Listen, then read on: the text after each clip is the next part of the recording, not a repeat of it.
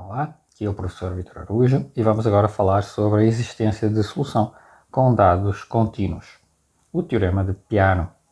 Então, o teorema de Peano diz o seguinte: se eu tiver uma função contínua nas mesmas condições do teorema de Picard, mas sem assumir que é Lipschitz, o ômega 0 sendo um aberto, né, da forma de um retângulo, né, um intervalo T0 menos A, T0 mais A, vezes uma bola em torno de x0 raio delta. Se f restrita a este domínio for limitada e contínua, né, então a equação diferencial x' igual a ftx, com condição inicial x0 em t0, tem uma solução em i alfa de t0, com o alfa sendo o mínimo entre A e B sobre M, exatamente como no teorema de Picard, mas não garantimos unicidade. Então, para provar este teorema de existência, nós usamos o teorema de aproximação de Weierstrass para obter uma sequência Fn de funções no mesmo domínio, com o mesmo conjunto de imagem, cujas componentes são polinómios e que convergem uniformemente para f em ômega 0. Okay? Isso é sempre verdade para toda a função contínua definida num aberto do Rn. Nós podemos achar uma sequência de funções polinomiais que convergem uniformemente para a dada função contínua.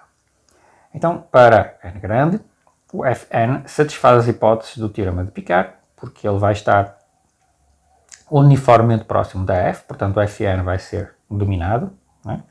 E sendo funções com componentes polinomiais, então é uma função diferenciável, estamos definidos aqui num aberto, portanto, em princípio ela vai ser claramente Lipschitz. Okay? Então, Fn satisfaz as hipóteses do teorema de Picard para n grande e, portanto, existe uma solução para cada n grande, uma solução φn definida no intervalo I alfa com imagens na bola, centrada em 0 de raio B, uma solução da equação x' igual a Fn tx, com a condição inicial, né, x0 em t0. Tá? Então, como eu estava mencionando, o Fn em módulo está dominado pelo módulo de f mais epsilon para um n grande, para um certo epsilon, e, portanto, o Fn é dominado pela mesma, podemos assumir que ele é dominado por uma constante m também. Agora, como a família φn ela é equicontínua, equilimitada, vamos já verificar, então ela vai convergir uniformemente para uma certa função que vai ter que ser a solução. Porque é que ela é equicontínua e equilimitada? Bom, que ela é equilimitada nós já acabamos de ver, a φn é limitada porque, bom, observem, esta é a definição de φn. A φn satisfaz a equação diferencial, portanto, φn em t menos φn t', ela é este integral aqui. Como a φn é uniformemente limitada, então ela é menor ou igual que m vezes t menos t'. Okay? E por outro lado, fixado o x0, portanto, isto aqui mostra a equicontinuidade, né?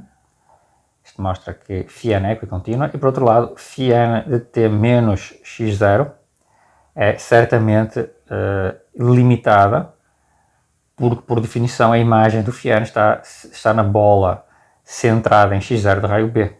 Okay? Logo, ela é limitada com a mesma cota de limitação, portanto é equilimitada. Então, por Ascoli-Arzelà, pelo teorema de Ascoli-Arzelà, esta família forma um conjunto sequencialmente compacto, só que existe uma subsequência de φn que converge uniformemente no intervalo I alfa para uma certa função contínua. Okay? Certo?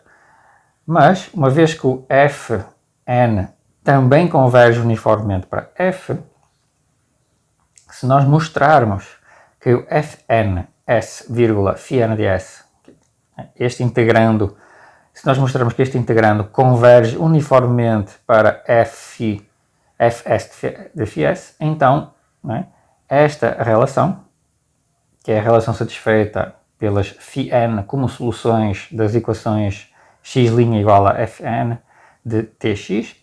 Então, esta relação vai convergir uniformemente, quando n para infinito, converge para esta identidade, e o integral converge também, né, porque convergência uniforme.